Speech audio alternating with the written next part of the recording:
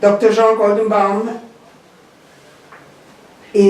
was born in 1982 in Brazil. He's a musicologist and a composer. He received his PhD from the University of Augsburg and is currently working on his postdoctoral dissertation at the European Center for Jewish Music at the Hochschule für Musik, Theater und Medien in Hannover. His main areas of research are music in the Jewish Bible and Jewish classical music composers, about which he has lectured at both Jewish and non-Jewish institutions and universities. As a composer, he has recorded 4 albums and his music has been performed across the world. The topic of music in the Bible, as we talked before, is not so self-evident, at least for me, and I could come up only with the simplest of associations that I remembered that David played the harp. But we are all very curious to hear you and learn from you. Thank you for coming here.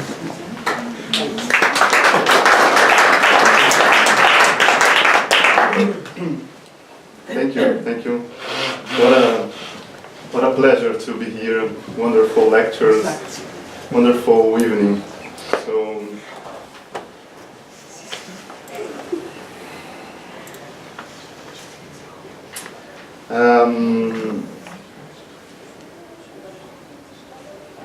today I will try to speak a little bit about this huge subject, very interesting and infinite subject. Infinite because we are still learning, and I think we will keep learning because we are always discovering and understanding new things about the Bible, and also finding out things, physical things through excavation, archaeological excavation and things like this. So I've been researching this subject, and normally I give this lecture in 1.5 hours, 2 hours, because it's a lot to say. So today I'm going to try to give you an overview about the subject, and maybe in other opportunity we can have even more time to discuss about this very interesting and also holy subject. I will begin with a little anecdote, a little story about myself, which illustrates very well about our subject today. I come from a very diverse Jewish family in Brazil. I have a Jewish German grandfather, grandfather who was from East Europe, other from Israel, my grandmother from Egypt, Alexandria, Egypt. So I had all kinds of Jews at home, and of course all kinds of languages. It was Balagan. So and for me as a child, it was very interesting that these cultures, although everyone was Jewish, these cultures sometimes would clash. And I remember I was a little child, and my grandfather, who passed away already, he said to me, come here to see the moon, the full moon. We have full moon today. So he was a Hazem at the Hepa Kadisha in São Paulo, Brazil, and he explained to me about the prayers for the full moon, etc. And he said, in Hebrew, we call it this levune. And my grandmother said, what? No, this is not Hebrew. Hebrew is levana. And he was a German Jew, so no, and they started to. And until today, I call my grandmother and, did you see the lavune today? So anyway, we're always joking about everything, and these differences about all kinds of Judaisms, and But when we got together, the whole family got together, and the subject was music, and each one would sing a little bit of their melodies, the melodies that they had in mind since they were children, then everyone was really together. And this was a phenomenon for me as a child, because it was very interesting how my Sepharad grandmother would enjoy the Yiddish songs, and vice versa with my grandparents, German and European grandparents, with the old Egyptian Sepharad melodies that she would listen to in the synagogue many years, many decades ago. So music always had this power, and in the future I would become a composer and a musicologist, and I have the pleasure to research about this. Now, once I asked, okay, I was in many synagogues around the world, Orthodox, liberal, all the possibilities, and there is music all over the place. Okay, how strong is music for Judaism? So I raised this question. Okay, so I will try to find out the origins of it, right? And of course, the origins are in the Bible. And there is a lot of secrets, a lot of things that are there, and I don't think that people pay attention how they should. And science, musicology, doesn't pay attention, maybe because the liturgical texts are religious texts. So my idea is to analyze the Bible and to treat the Bible as one of, just like I put in my subtitle here, the Tanakh, as one of the first in history objects of musicological study. So the thing is, I'm going to show you a little bit today why we Jews sing until today, and what we sing and how, and why is this so important in all the synagogues in the world. In the world. I will start with this little sentence I put here. Oziv v'zmara ya. Zmara ya. Okay, there are many translations about this sentence. But I translate this sentence as Ozi is my power, my strength. And then we have the word Zemar, the root Zemar, which is music or song. Sometimes it's translated as prayer or something like this. But I see this translation as music. Yah is God. So God is my power and my music. And it's written in the Torah and other 2 times in the Tanakh. So this is one sentence that shows us the importance of music.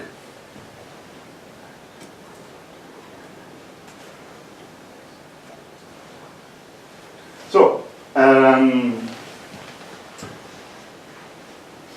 I'll try to be brief. In the Hebrew Bible, we don't have a word for music, just like we know today. Music, this art, this universe, okay? We have some words that sometimes mean music, sometimes mean song, melody, chant, singing. And nowadays in Israel, we use the Latin word, the Greek word in fact, musica for music. So in the Bible, we have 4 roots that appear in different senses. Shir, Zmar, Nagan, Rekat, and they all mean this universe of music, okay? And it have also roots for dance.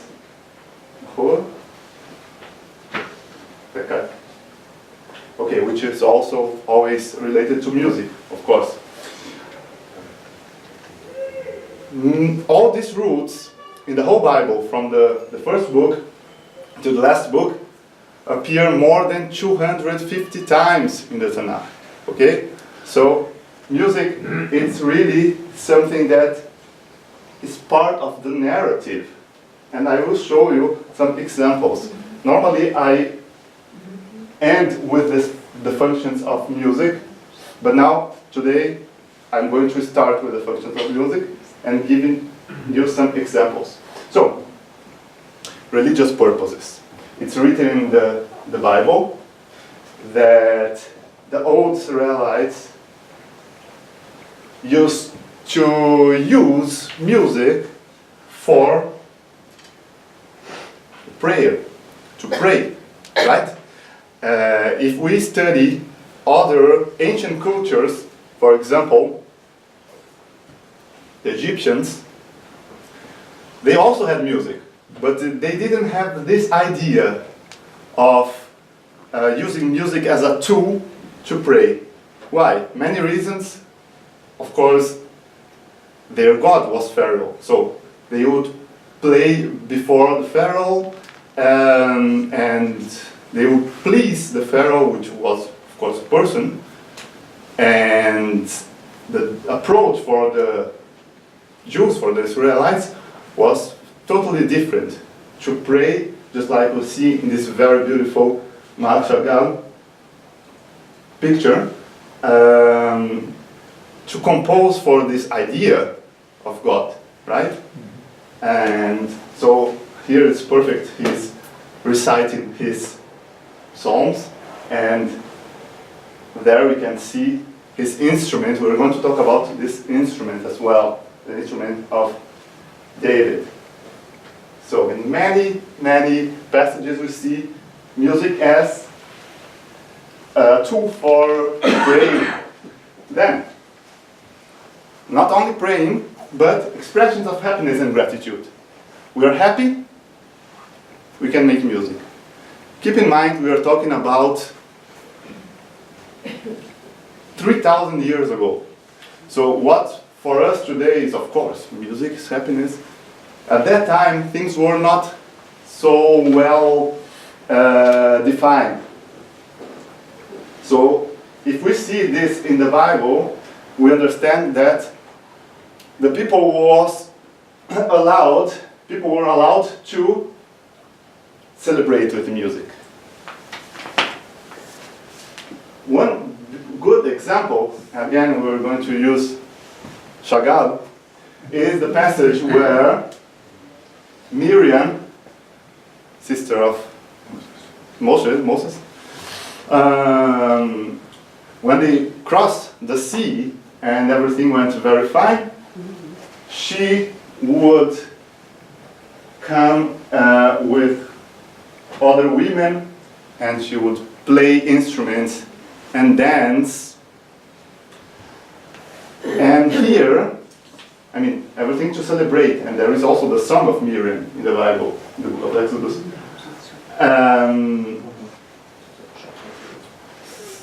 Very important. Here, who is the conductor? A woman, okay? And so we see that the women had also this right and this role as well, to dance, to play instruments, to sing.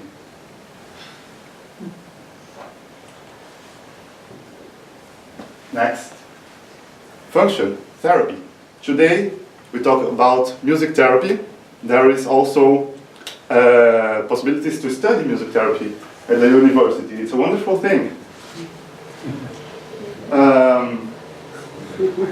Of course, first time we see this in the history of humanity is this beautiful story where a young King David is playing to a not so happy King Saul. And the story is of course very funny. Saul tries to kill him, etc. I mean, but thing is, it is written, David would play his knoa, his instrument, which is a lyre, lyre, with his fingers, and the blessings of heaven would come, and Saul would feel better. So this idea of music, just to make people feel better, was already there. Beautiful picture of Josephson. Communitarian purposes. Not only music, but the efficiency of sound. To use sound was something that was present in the Bible, and this is wonderful. This passage, it's about when Hashem says to Moses, you will have to build 2 silver trumpets, okay? And you will use these trumpets to organize your people. So we have this function now, and it is everything explained in the Bible. If you play like this in the top of the mountain, the tribes who are in your right will come. If you play like that, the tribes who are in the left will come. If you play a short blow, if you play a long blow, so everything was there. And I mean, of course, the people had to understand, had also to understand how to understand, to read, to assimilate this using of sound, right? They had, at the time, they had no WhatsApp, so if they had to flee or to do something, you blow the trumpets, and this would organize the people. Military purposes as well. So we have stories, and of course, Bible is all about analogies. So of course we have the story of the walls of Jericho, which would come tumbling down when they played the shofar. Anyway, this can be interpreted as a command for the army. Beautiful picture by Fouquet. Another example is the story of the Gideon's battle. The Jewish army was not so numerous as the enemies. So they had this idea, let's all of us bring a shofar and everybody will blow together. And the noise will be so big that the army will, the enemy will go away. And I mean, I don't want to come in details here, but there are parallel stories with the modern story of Israel about this idea of making a lot of noise. Yeah, making a lot of noise, and one guy in different tanks.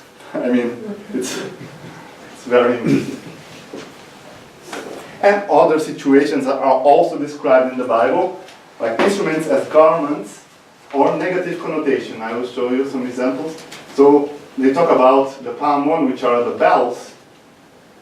Here I have this beautiful picture by Copley, the prophet Eli and the young prophet Samuel, and Eli is wearing the priest Cohen vest, and here it's not so good to see, but there were bells here. Why? Many reasons. One of the reasons is nobody was allowed to enter the temple, but the priest was. And if someone who is not allowed would enter the temple, he could be shot, he could die. So when the priest comes with his vest, he makes these noises, right?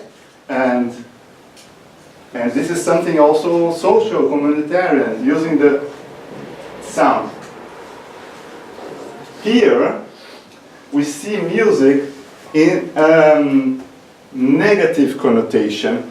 This is the passage in the book of Daniel, which is not written in Hebrew, not entirely, but in Aramaic, with some Greek words.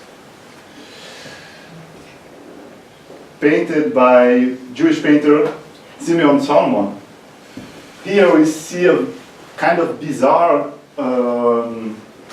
picture.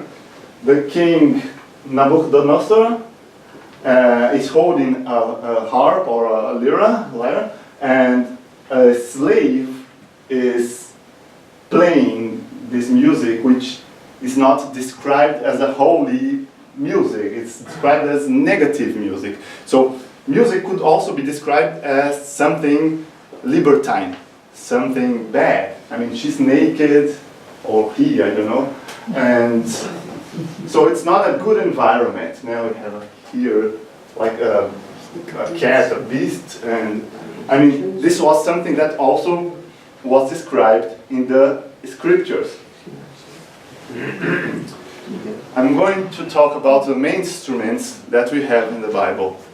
We have more than 10 instruments, but the three instruments which are the main instruments are the instrument, first this one, which is a string instrument. A string instrument sometimes is called the knoa, which is in modern Hebrew the violin. Sometimes it's called the neveh, which is the harp in modern Hebrew. And at that time, it was probably, I say probably because we just don't know exactly how it was. We have some ideas, I'll show you how.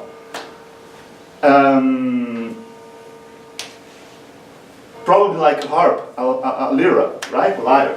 And the oldest evidence we have about it is this here. These are iron or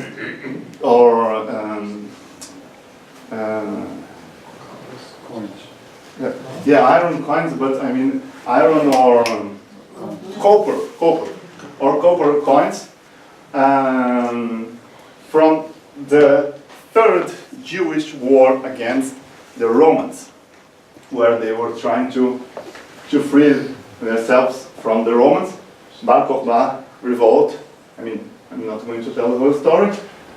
Second century Common Era. The thing is, they used at that time to coin coins with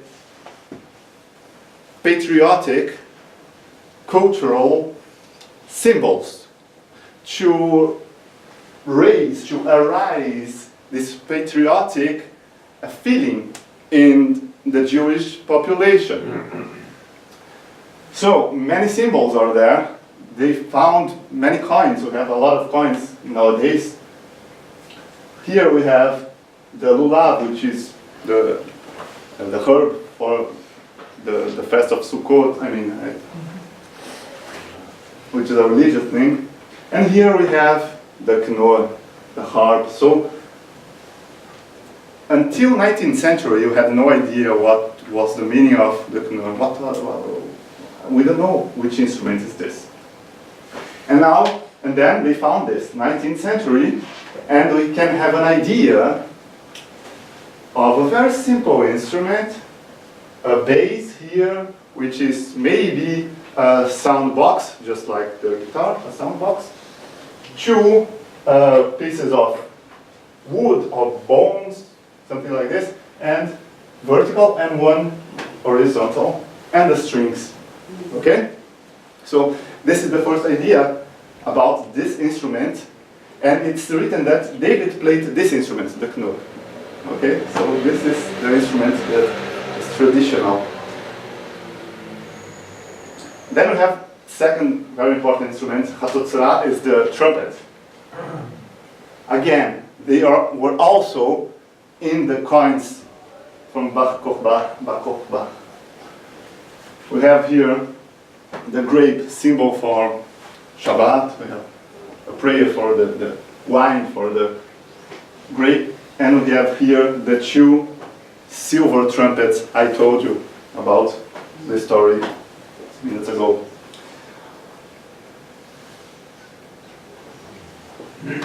If we go to Rome, until today, we can see this sculpture here. When the Romans destroyed the temple, when Titus could build